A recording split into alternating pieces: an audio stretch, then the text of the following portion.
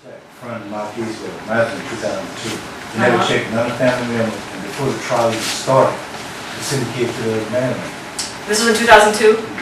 Yes, that was before the law, but yeah. And now that's 2005. He's adopted him. Oh, I remember seeing you at that time. You were so stressed about it. Wow. Never checked none of the family members. You never checked my friends, my neighbors, nobody. Yeah. And did you try to contact them? Contact CPS? Yeah, well, CPS. Back in them days, it's like it was God. No sense even trying. Yeah. Yeah. See, if I knew now, then different story. But even then, I bet you, I mean, there was nothing in the law back in 2002 that required them to respond to you. So they could have just blown you off and said, oh, you're not the parent, we don't care. You know, so that's what's really hard. Well, that's why they didn't even intervene, they didn't even in court. Wow. Wow. So now your grandchild is in the mainland? He's adopted his family. Wow. Do you have any kind of... before even the trial even started. Do you have any kind of visitation or anything? Nothing. Wow. That's your son? No, my So his sister's. And he was 3 months old. Oh my gosh, that is just, yeah, that is just tragic. And that's exactly what this bill is trying to prevent, because this happened to too many people, and that's just tragic. And here we had relatives willing and able to take the child, and they didn't even. The mom came from Maile, he didn't let him go either. Wow. Yeah. Yeah, another bill that we passed in the same year, 2008, requires that they're supposed to give notice of all the proceedings to all relatives, identified relatives. So you might, the bill, we tried to push it to say that if you're a relative, you should be party to the proceedings in court. They didn't go that far. But they did say, I don't think it's a different bill, but they did say though that if you're a relative, you know, and foster parents too have equal right, you have a right to notice of all the court hearings. So at this point on, make sure that if anything happens with CPS, and even if, at this point, maybe with your grandkid, make sure they know your name and address, and that you are a blood relative. They kept all that from us. Under the new law from 2008, they're supposed to at least give you notice of the hearing, so that you can show up and try to get your rights. That's why we tried to fight in 2004 open family court. Wow. So the bill was 1980. Try to make family court open court to family members or anybody else that know the law other than what they had inside the court. Yeah. And we protest and we walk and. Well, in 2008 you succeeded to get notice of these for relatives. At the end it said up to the judge's discretion. Yeah. That you in court and yeah. Well, now they got to give you notice. So with that notice, you should be directed to be in court. Now, up above. If you look on the same page, page 6, up above that, you see right above item 4, there's an underlined section. Actually, maybe we should read the whole thing so we have any context. Actually, go to page 5, section 4, item B. So it starts off saying, upon satisfying itself as to the course of action that should be pursued, to the best according to the purposes of this chapter, the department shall, and it has all the existing law here. Number 1, resolve the matter informing the property if possible. Number 2, seek to enter a service plan. And you notice that midway down paragraph 2, it's underlined new language. Provided that placement preference shall be given to an appropriate relative identified by the department. So right here, it says that if you are a relative and you're appropriate, you should have preference over a non-relative. Is that what that's saying? So the way it works ideally under this law is within 6 months, kids taken away. DHS has to identify. They may have to make efforts to identify and find the relatives.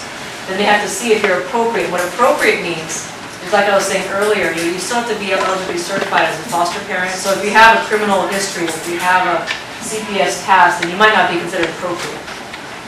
But as long as you are considered appropriate, at this point in time, when DHS is finally decide what they're going to do with this child after the emergency has ended, they have to give you a preference over non-relatives.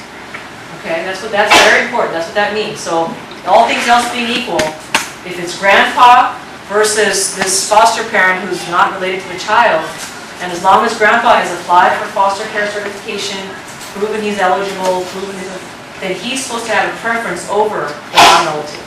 I have a question on service plan, 587-24. Yeah. It says with members of the child family authorized agency department means necessary to succeed family plan include.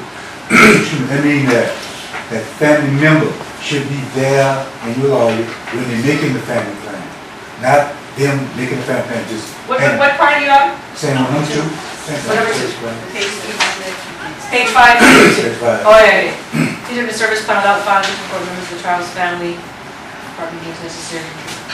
587-24. With members of the child's family. The way it is now is do it, give it to you. Something they give to you that will extra. Yeah, this one. Yeah. I see what you're saying, with members of the child's family. Yeah. This one, I don't know. I mean, you could argue that it's saying that, you know, CPS when they're writing the service plan has to consult with the family in formulating that. Is that what you're saying? Yeah, with members of the child's family. Yeah. I don't know what, but then if I was to see, the CPS worker might say, no, what that means is that the service plan has to discuss what the members of the family have to do, not that we have to consult with them to formulate it. Yeah, I don't know. That could be, it's kind of gray. But yes, I mean, ideally, you know, the members of the family should be, you know, consulted to figure out what's appropriate, you know, what's the. So how can they choose what benefits his family, what they're trying to be in? Yeah. I always say, the international drug, but you don't do drugs. So I think we're not. Yeah, and I think that there's the thing with taxes off there. When they build on the plan 587-24. Yeah, but what, yeah. Well, yeah, again, well, this one, again, you know, you could try to, I'd say, you know, try your best to communicate with CPS, you know, what you'd like to see in the service plan.